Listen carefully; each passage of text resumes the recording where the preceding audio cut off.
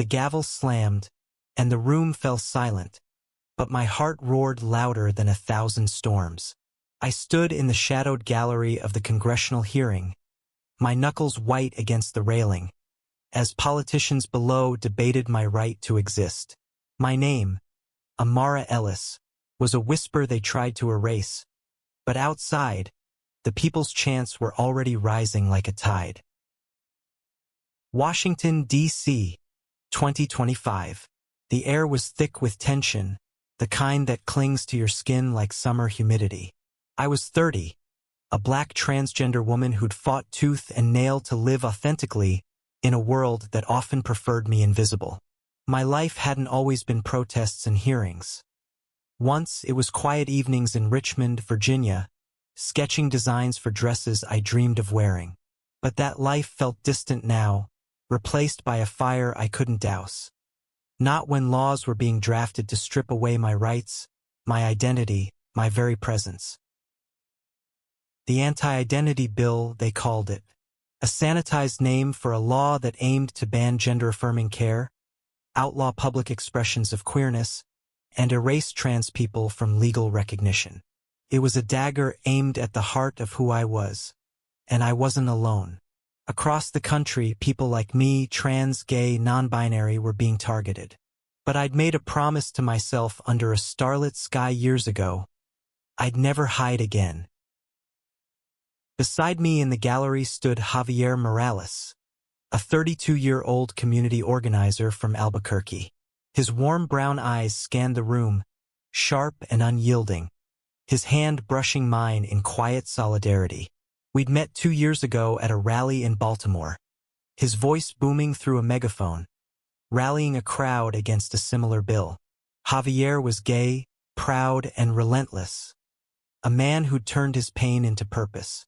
Together, we'd become a force, organizing marches, speaking at town halls, and building a coalition that stretched from coast to coast. But today, in this marble-walled chamber, we were just two people facing a machine that wanted us gone. "They're scared of us," Javier whispered, his voice low but steady. "That's why they're doing this." I nodded, my throat tight.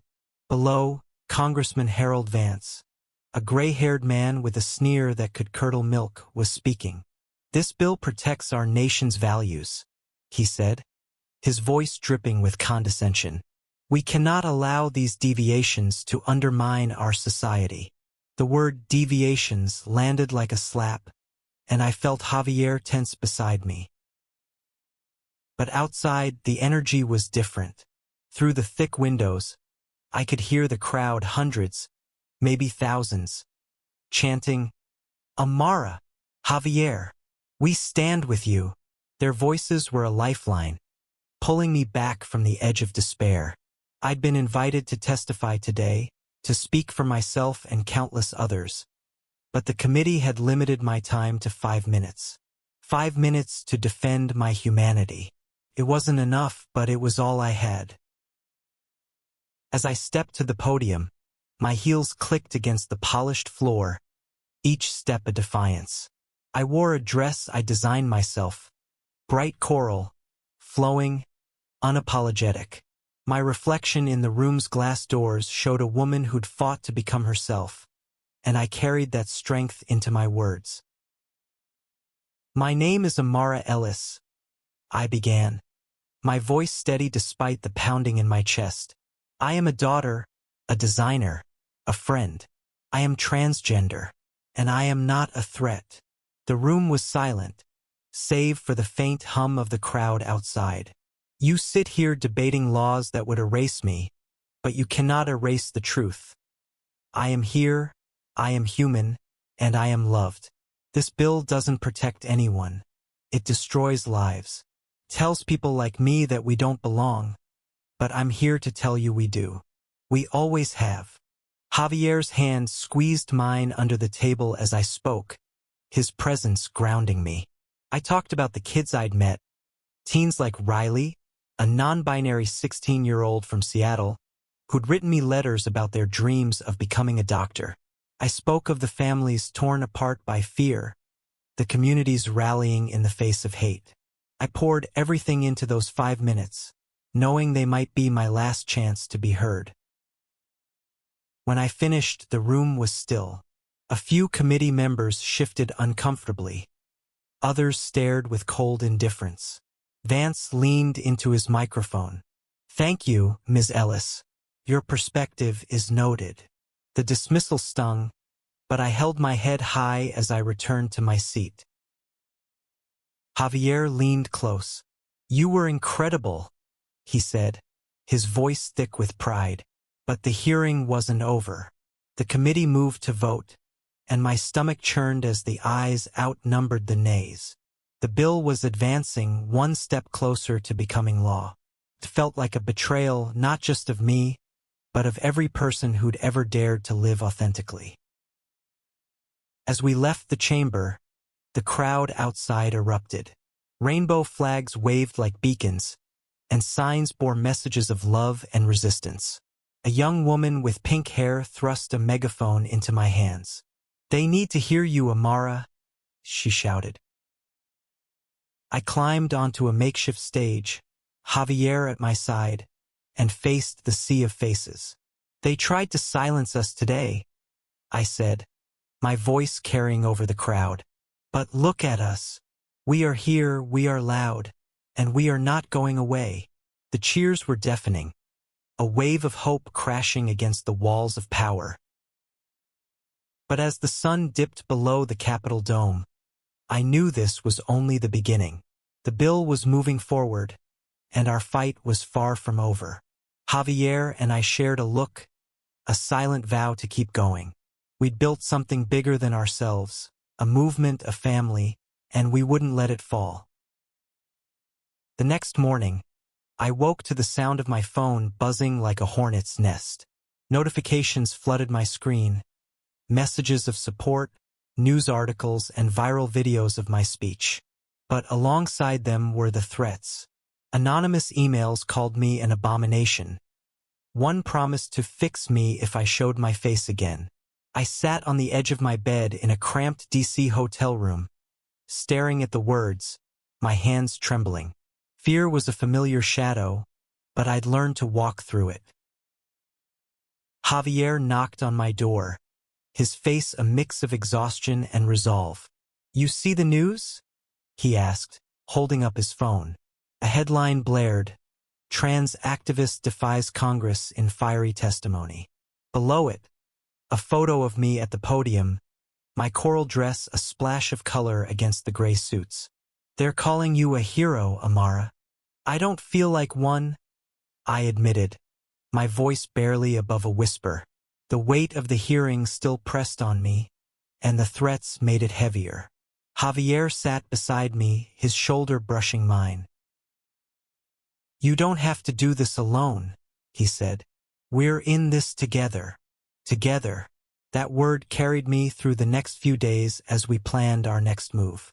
The bill was now in the Senate, and we had a narrow window to sway public opinion.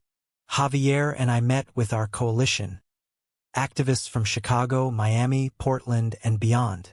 There was Lena, a 25-year-old lesbian from Atlanta with a knack for social media strategy, and Tarek, a 40-year-old non-binary lawyer from Minneapolis who could dissect legal jargon like a surgeon. Our makeshift headquarters was a community center in Anacostia, its walls covered in posters and pride flags. "We need to go bigger," Lena said, pacing the room. "The hearing got attention, but we need to keep the pressure on. Rallies in every major city. Hashtags. Petitions." Tarek nodded, their glasses slipping down their nose. "And we need to target swing senators. If we can flip 3 votes, we can stop this bill." I listened, my mind racing. The idea of mobilizing nationwide was daunting, but the alternative silence was unthinkable. "Let's do it," I said. "Let's show them we're not just a few voices. We're a movement." Over the next week, we worked around the clock. Javier and I traveled to Philadelphia, where we spoke to a crowd of 5,000 in Love Park. The energy was electric. Families, students, elders, all united under a shared belief in freedom. A teenage boy named Eli approached me after, his eyes wide. "I'm trans like you," he said shyly. "Seeing you up there, it makes me feel like I can do this." His words hit me hard, a reminder of why I couldn't stop. But the threats kept coming. In Chicago, someone slashed the tires of our rental van. In Miami, a group of counter-protesters shouted slurs, their signs calling us sinners. Javier stayed calm, guiding me away from the chaos, but I saw the strain in his eyes. He was carrying as much as I was, maybe more. One night, after a rally in Denver, we sat on a rooftop overlooking the city. The stars were faint against the city lights, but they reminded me of home. "Do you ever think about giving up?" I asked Javier, my voice soft. He looked at me, his jaw tight. "Every day. But then I think about my little brother, Mateo. He's 15, gay, and scared to come out because of people like Vance.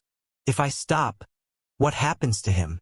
I reached for his hand, our fingers interlocking.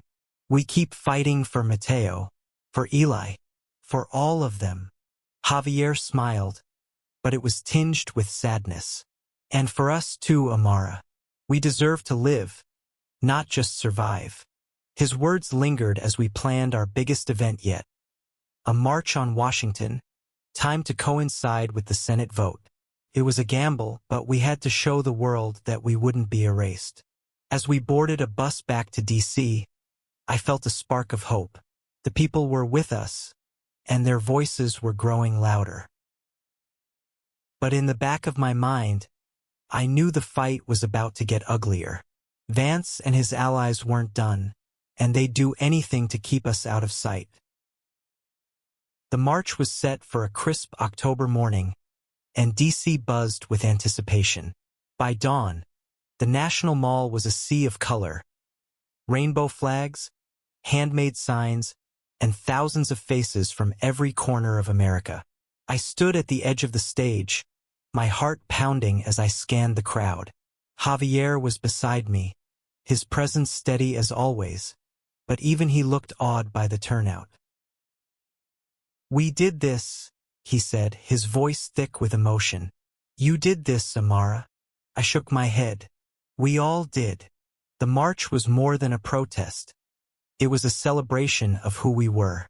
Families held hands, friends danced to music blasting from portable speakers, and strangers shared stories of survival. But beneath the joy was a current of urgency. The Senate vote was in 3 days, and we needed to make an impact. As I took the stage, the crowd roared. I wore a new dress, emerald green, bold, and unapologetic. "Today, we tell the world that we are here," I shouted into the microphone. "They want to ban us, to hide us, but we are not invisible. We are teachers, doctors, artists, parents. We are your neighbors, your friends, your family. And we will not be silenced." The cheers were deafening, but I caught a glimpse of Javier's face, tight with worry. He'd gotten a tip that morning. A group of far-right protesters was planning to disrupt the march. We'd hired security, but the threat loomed large. Halfway through the event, it happened. A group of men in black hoodies pushed through the crowd, shouting slurs and waving signs that read, "Protect our children." My stomach dropped as I saw them approach the stage. Javier grabbed my arm, pulling me back, but I refused to run. "Stay calm," I whispered to him, then turned to the crowd. "We are stronger than their hate," I called out. "Let's show them what love looks like." The crowd responded, their chants drowning out the hecklers. Security moved in, escorting the disruptors away, but the incident left me shaken. That night, in a quiet diner near the mall, Javier and I sat across from each other, picking at our food. "They're getting bolder," he said, his voice low. "This isn't just about the bill anymore. It's personal." I nodded, my mind replaying the day. "They're scared because we're winning. The polls are shifting. People are starting to see through their lies. Javier leaned forward, his eyes intense. But we can't let our guard down. Vance has allies in the Senate, and they're playing dirty. I heard they're planning to smear you, Amara. Dig up anything they can to discredit you. The words hit like a punch. I'd spent years building a life I was proud of, but I wasn't naive. My past, estrangement from my family, struggles with poverty wasn't spotless.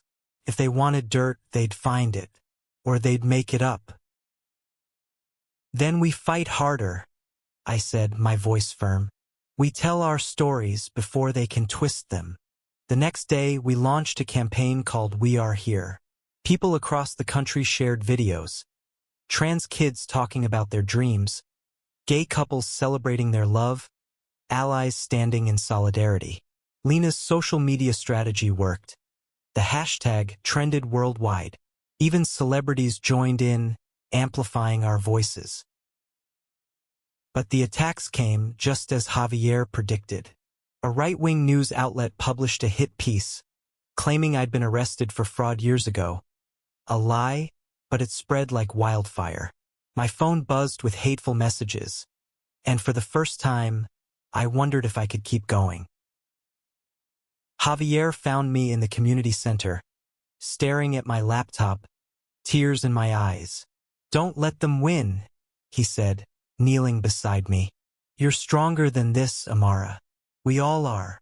I took a deep breath, his words pulling me back. Okay, I said, let's keep going. For all of us. The Senate vote was looming, and we had one final chance to make our voices heard. We planned a vigil outside the Capitol the night before the vote. A quiet, powerful show of unity. But as the day approached, I couldn't shake the feeling that something bigger was coming. The vigil was unlike anything I'd ever seen. As dusk settled over D.C., thousands gathered on the Capitol lawn, holding candles that flickered like stars against the darkening sky. Javier and I stood at the center, surrounded by faces both familiar and new. Lena was there, live-streaming to millions.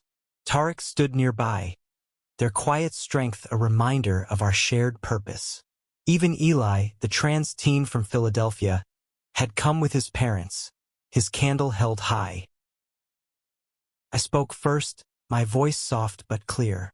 Tonight, we light these candles for every person who's been told they don't belong, for every heart that's been broken by hate, and for every soul that dares to love anyway. The crowd was silent, their candles a glowing sea of hope. Javier took my hand, his warmth steadying me. We're here to remind them, he said, his voice rising, that love is stronger than fear, that we are stronger. But as he spoke, I noticed a commotion at the edge of the crowd.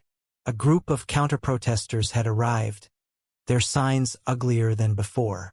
One read, "No freaks in our America." My heart sank, but I refused to let them ruin this moment. Then, something extraordinary happened. A group of allies, straight, cisgender, everyday people, formed a human chain around the vigil, shielding us from the hate.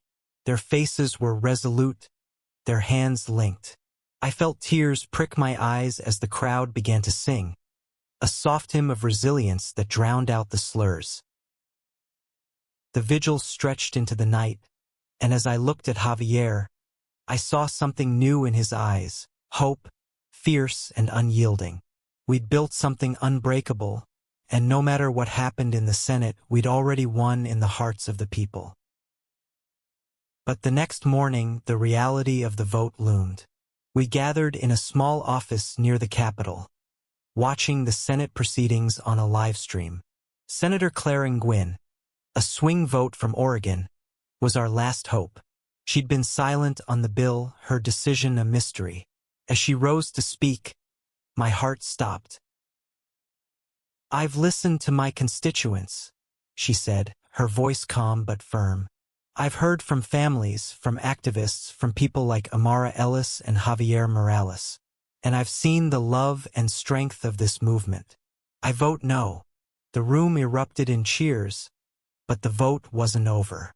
2 more senators needed to flip. As the tally continued, I gripped Javier's hand, my nails digging into his palm. Another senator, a moderate from Ohio, voted no. 1 more to go. The final swing vote was Senator James Carter from North Carolina. He'd been vocal about family values, and I braced for the worst. But when he spoke, his voice was heavy. "I've spent my career protecting what I thought was right," he said. "But I've learned that protecting people means listening to them. I vote no." The bill was defeated. I collapsed into Javier's arms, tears streaming down my face. The room was a blur of hugs and cheers, but all I could feel was his heartbeat against mine. We'd done it. Against all odds, we'd won. But as we stepped outside, the crowd waiting for us was bigger than ever. They chanted our names, their voices echoing off the Capitol walls. I realized then that this wasn't the end. It was a beginning. The fight for equality was far from over, but we'd shown the world what was possible. The victory was sweet, but it came with a cost. In the weeks that followed, the backlash was relentless. Vance and his allies didn't take the defeat lightly. They flooded the airwaves with ads, painting me as a radical, a danger to society. My face was plastered on billboards in small towns, with captions calling for my arrest. Javier faced his own attacks, rumors about his past, lies about his intentions. We were winning, but the war wasn't over. Back in Richmond, I tried to find normalcy. I returned to my small apartment, sketching designs late into the night, but the threats followed me home. One evening, I found a brick through my window, a note tied to it, "You'll never be safe." I called Javier, my voice shaking as I read the words. "I'm coming over," he said, no hesitation.